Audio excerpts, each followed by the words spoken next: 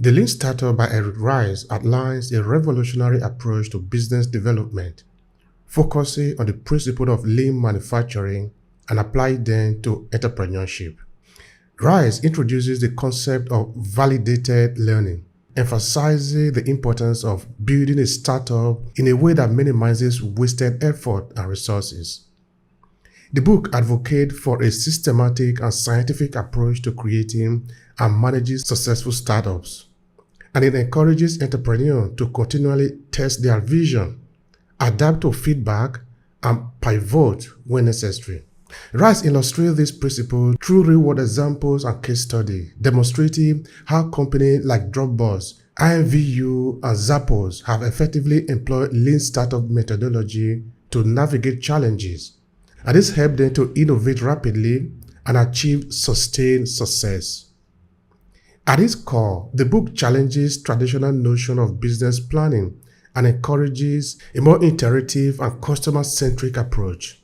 Ries guides readers through the process of developing a minimum viable product, conducting experiments, and learning from customer feedback to refine and improve business model. So, I believe that by weaving together practical insight, entrepreneurial experiences, and a compelling narrative, the Lean Startup can serve as a roadmap for both aspiring and established entrepreneurs seeking to build resilient and adaptable business in an ever-changing market landscape. Welcome to Learning from the Masters. I am Obehi Ewanfoh, author of the Storytelling Mastery, a 5-part book series that takes you by the hands through the journey of storytelling. This series is dedicated to some of the greatest masters out there who have done their best and have left behind their masterpieces for us to learn from while refining our own skills. To learn more, join our Storytelling Mastery for businesses at academy.aclasses.org/storytelling mastery. You can also pick up any of the 5 books on aclasses.org or any other place you prefer online. Now back to the presentation.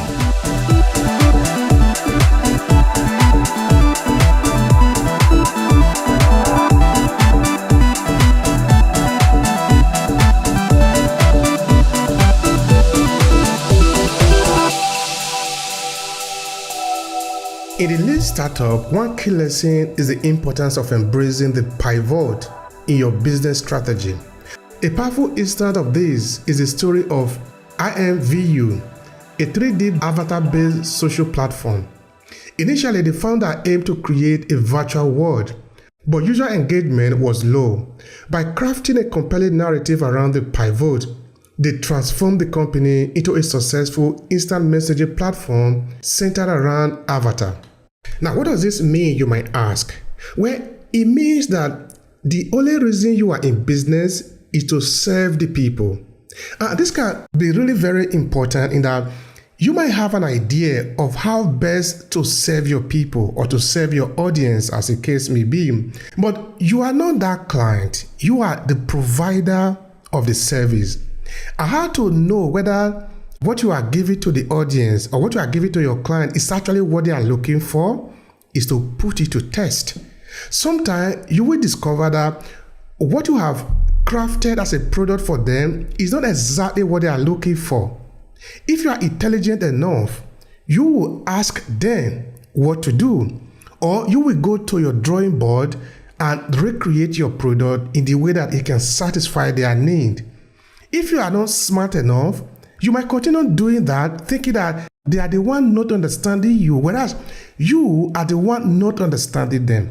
Because in business, it is not on the customers to understand the business. It is the business role or duty to understand the customer and what the customers need.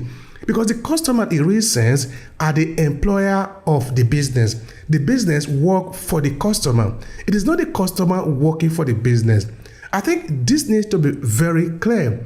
If this is done correctly and done well, then the customer will come to you because they want a solution for their problem. They already have the problem.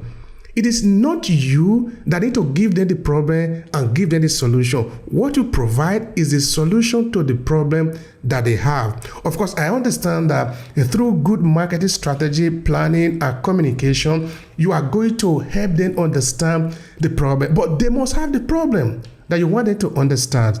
It's not that you are creating the problem for them. So, based on what they need, that is what you are going to create your business about. That is what you are going to create your product about.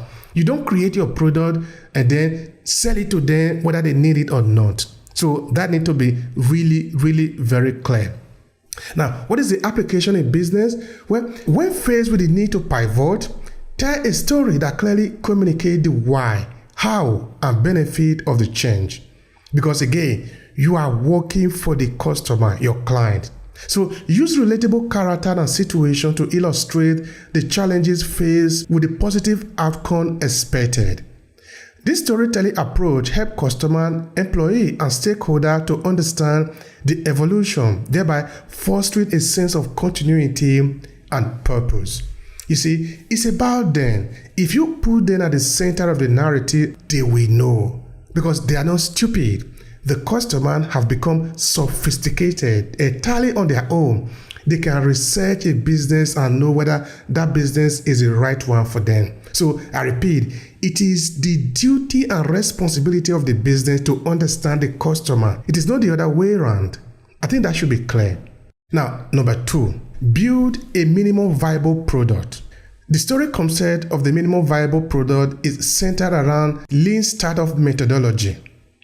Now, the suggestion of Ries is that you should start with a basic version of your product to quickly gather feedback and iterate. Now, for example, I will share an instance with you. A couple of years ago, in building our blog, we created a lot of articles out there. Of course, these articles were not actually the best that they could be, but they are sort of the minimum viable in that, we are not just writing with all the grammatical error out there, we're just targeting everybody out there. Of course, we were targeting a couple of audience.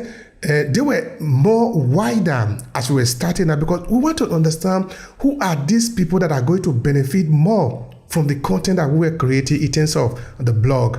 So what we understand at the end of the day is that there are certain people who are interested in the writing that we were doing. Now, what we did and what we continue to do and we continue to do even as we move into the future is that those same content that we have written, we take them up again, rewrite them, making sure that they speak to the audience that we are targeting. That is the audience that are responding to the content that we have created. This time, the rewritten version of the article is better, far more direct to the audience than the previous version of the same article. Now, what this does is that if you are not exactly sure who the content is created for or who is going to consume your product, you might spend so much time developing the product to be the best it can be, but it might not work because the people don't need that. Instead, you should sort of test the market in that you create the product. Okay, it's not a shabby product, but it's not the best product yet. You give it to the market. Let the market decide. It is the market forces that decide whether they want your product or not. If the market will want your product, then you go home and refine the product. Now, it becomes the best that it can be, removing all the error and all the fluff in it, making sure it is now the best product. Because to make the best product, it requires a lot of resources and energy and mental power to do that. So you only do that knowing that this is the right product that you want to do. It requires a lot of investment. You do that because that is what your audience need. So this is an important message for you to also take home. Now, the book highlights the case of Dropbox, which began with a simple explainer video demonstrating the concept before fully developing the product. Now, the video went viral, showing the power of a well-crafted narrative, even as a minimum viable product stage. Now, this is the application for your business. Develop a story around your minimum viable product or MVP that not only explains the core functionality but also highlight the problem it solves and the value it brings to the market. Do this by sharing the narrative through various channels, maybe in video, in blog posts like I've mentioned, or in social media. When you do this, you engage with your audience early on and encourage feedback. This storytelling method creates anticipation and involvement, thereby turning potential customers into collaborators in your product development journey. Now, this is another important thing I also like to share with you. In Aclasses Media, for example, we love the idea of co-creation. By that, I mean, we go with other content creators and co-create a product together, or we meet with the consumer of the product so that we engage together to see what is going to best serve their need. Because we have courses, we have books, we have training programs that are geared towards other businesses. But how to know whether what we are putting in the market is the right thing for them is that sometimes we co-create this product. We sought feedback from them. We ask them what they want. We ask them if what we are producing, if what we have in the market is what they are looking for. And through feedback and what they give us in return, we understand what we need to concentrate on. So this is important for businesses, and it's also very good that you communicate and let them know why you need their feedback in your business. Now, lesson 3, iterate rapidly and learn through storytelling. Continuous learning and rapid iteration are fundamental to lean startup approach. Now, Ries encourages businesses to use validation learning to make informed decisions. In the book, the story of Zappos stands out. The company initially started as a platform for selling shoes, but realized the need to iterate. They found that listening to customer feedback, leading to the unique approach of focusing on outstanding customer service, thereby reshaping the company's narrative and success. And if you have paid attention to what I'm telling you here, I'm essentially saying that it is important that the first product that you create might not necessarily be the best, and that is okay, because you have not gotten to the final destination yet. But even if you have created the best product yet, be ready to change, be ready to move to a different direction, maybe within your target audience or the type of product that you create, or a different version of the product that you have created, because the intention is to better serve your audience. The people that you are serving as the ultimate determiner of the type of product that you create for them. If it is working, then you don't need to break it, like the saying goes. But sometimes it might not work according to how you plan it. So for this, you need to ask a lot of questions. And one of the things you do at the end of the day is to take the feedback that you get from your customer, rework it out, and know where you need to pivot to. So this is important, understanding that you are not gotten to the zenith of your business practice yet. So you can still change, you can move to any direction. That is why sometimes when you are choosing your niche or the type of customer you want to serve, you don't over-limit yourself, and you also do not over-enlarge the scale that you want to cover. What this one does for you is that it allows you the room to dance around. Maybe you want to move a little bit to the right, a little bit to the left. It allows you to be able to pivot to any direction you want within the demography or the audience that you have chosen, and within the product line that you have also chosen. To replicate it in business, share the journey of a rapid iteration through storytelling. Narrate instances where customer feedback lead to significant improvement.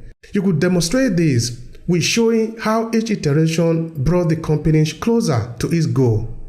These storytelling techniques not only showcase a commitment to improvement, but also foster trust among customers and stakeholders. And it helps to emphasize that the business value their input. You don't want to underestimate that. So I want to conclude by saying that this storytelling lesson from the Lean Startup underscores the importance of narrative in conveying business strategy. It helps to reinforce how to adapt to changes and presenting a minimum viable product. It also helps to embrace a culture of continuous improvement. You never want to underestimate that if you are in business for the real reason. So businesses can replicate this approach by integrating storytelling into their communication strategy, ensuring that their audience not only understand them emotionally, but connect with the company's journey and evolution. I believe you have gotten something out from this presentation today. If I am right, please share with me in the comment section below, and see you in the next video. To learn more, join our storytelling mastery for businesses at academy.aclasses.org/storytelling.